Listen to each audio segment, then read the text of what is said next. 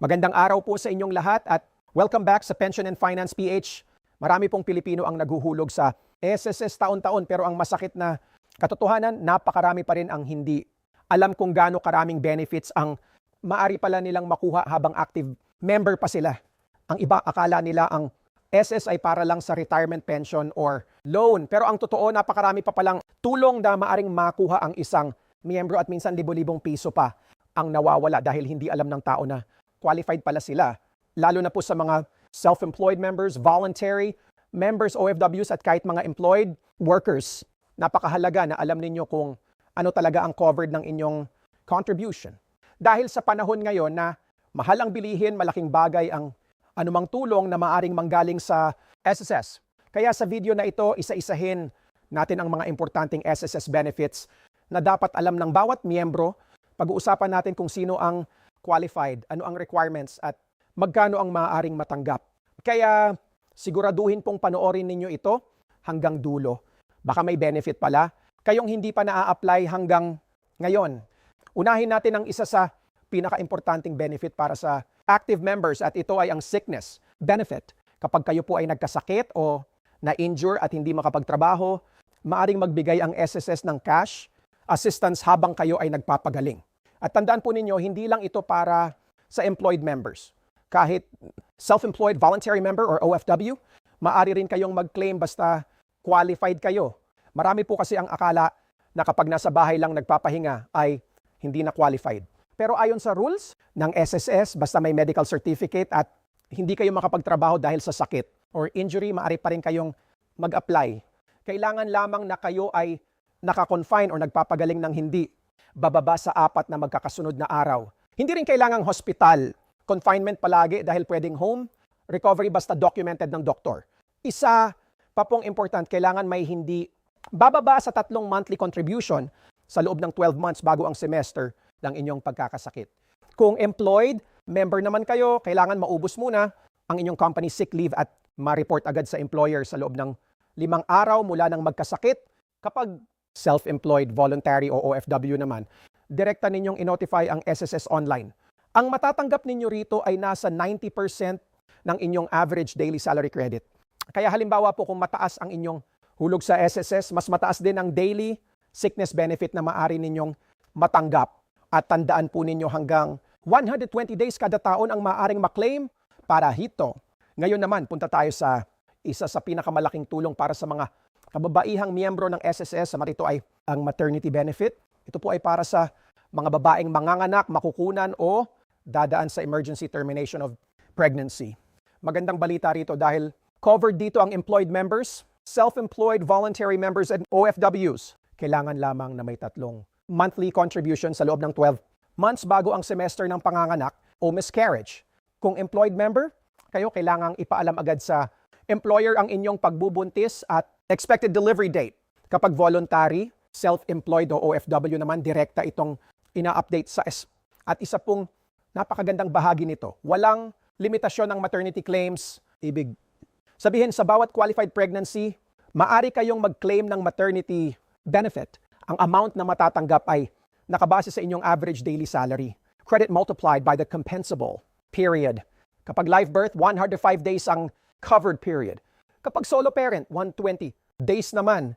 At kapag miscarriage or emergency termination of pregnancy, 60 days ang covered. May mga miyembro pong umaabot ng mahigit pa 70,000. Ang natatanggap depende sa kanilang contribution level. Kaya malaking tulong talaga ito para sa pamilya. Ngayon naman, pag-usapan natin ang disability benefit. Ito po ay para sa mga miyembrong naging permanently disabled, whether partial o total disability. Halimbawa po rito ay pagkawala ng paningin, pagkawala ng kakayahang magtrabaho dahil sa aksidente o sakit o iba pang permanent disability. Conditions na kinikilala ng SSS. Kapag may hindi bababa sa 36 monthly contributions ang miyembro, maaring makatanggap ng buwanang disability pension. Kapag kulang naman sa 36 months, lump ang ibibigay. Kailangan ding sumailalim sa medical evaluation ng SSS upang malaman ang degree ng disability. Bukod sa monthly pension, may additional supplemental allowance pa. At kung may qualified dependent children, kayo maaari rin silang makatanggap ng dependent pension. Napakahalaga pong malaman ito lalo na sa mga pamilyang umasa sa income ng isang miyembro dahil malaking tulong ang disability pension.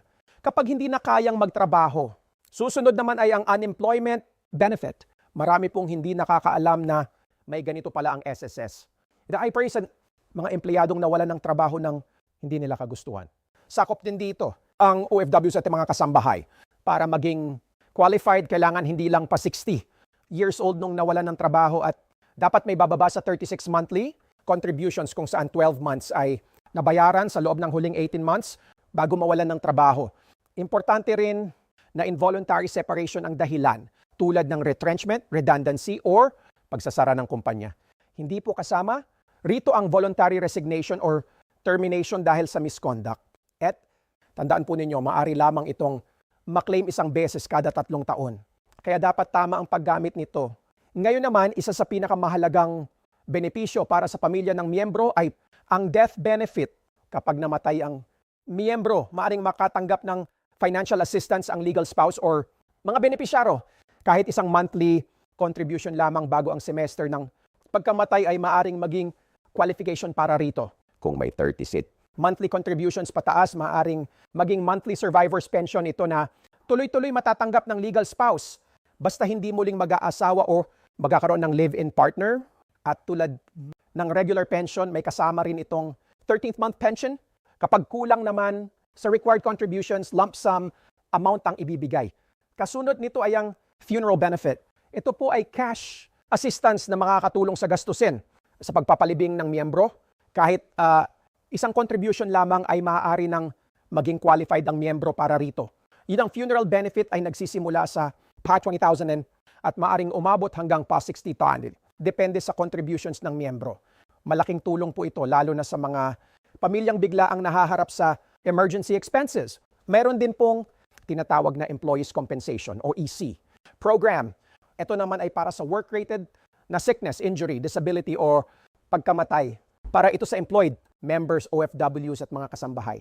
Hindi kasama rito ang voluntary at self-employed members. Kasama sa EC, benefits ang medical reimbursement, additional disability pension, death benefit, funeral assistance at rehabilitation services. At kapag work-rated ang pagkamatay ng miyembro, maaring makatanggap ang pamilya ng 2 pensyon. Ito isa mula sa SSS at isa mula sa EC program.